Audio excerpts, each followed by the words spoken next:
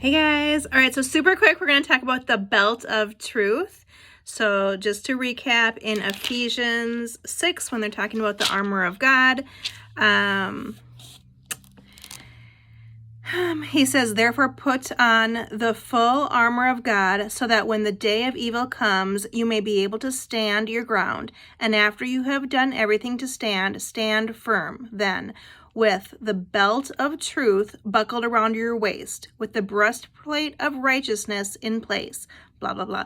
And so we'll go into those other ones later, so I don't want to go into them too much right now.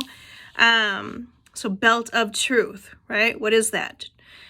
I think the easiest way to think about it is that the devil, right? The father of lies, right? And so, and Jesus is always saying in the Bible, truly I tell you, like he's just, it's the opposite of this father of lies, you know?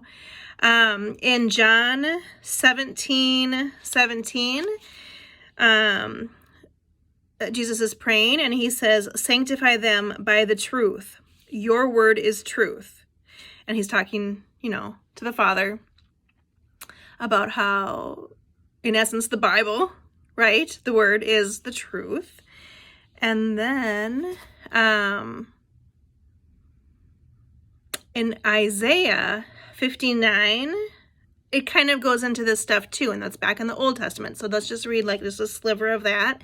This is Isaiah 59:12.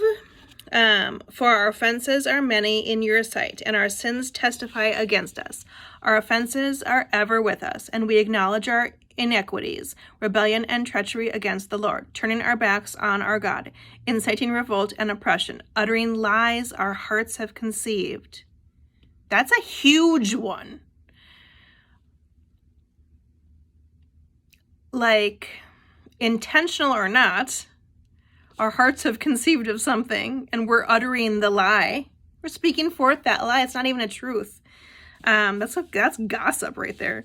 Sometimes even gossip can be well-intentioned. People don't even realize that it's a lie. The hearer doesn't realize, even sometimes the speaker doesn't realize, because they've conceived the lies in their hearts. They just don't even, it's like they don't even know what the truth is, right? So justice is driven back and righteousness stands at a distance. Truth has stumbled in the streets. Honesty cannot enter. Truth is nowhere to be found. It just talks about what happens when there's no truth, right? And whoever shuns evil becomes a prey. The Lord looked and was displeased that there was no justice. He saw that there was no one. He was appalled that there was no one to intervene. So his own arm achieved salvation for him, and his own righteousness sustained him. He put on righteousness as his breastplate and the helmet of salvation on his head. And it goes on. So I don't want to go too far because, again, I want to talk about the other pieces of armor in separate videos. But I just think it's so cool how the Old Testament and the New Testament are always, how they just go together like that. But let's see if I had anything else written down. Oh, speak the truth in love, right? That was it. So that is one piece of armor we're supposed to put on every day, is the belt of truth. It's less about the belt and it's more about the truth. So anyway, talk to you later.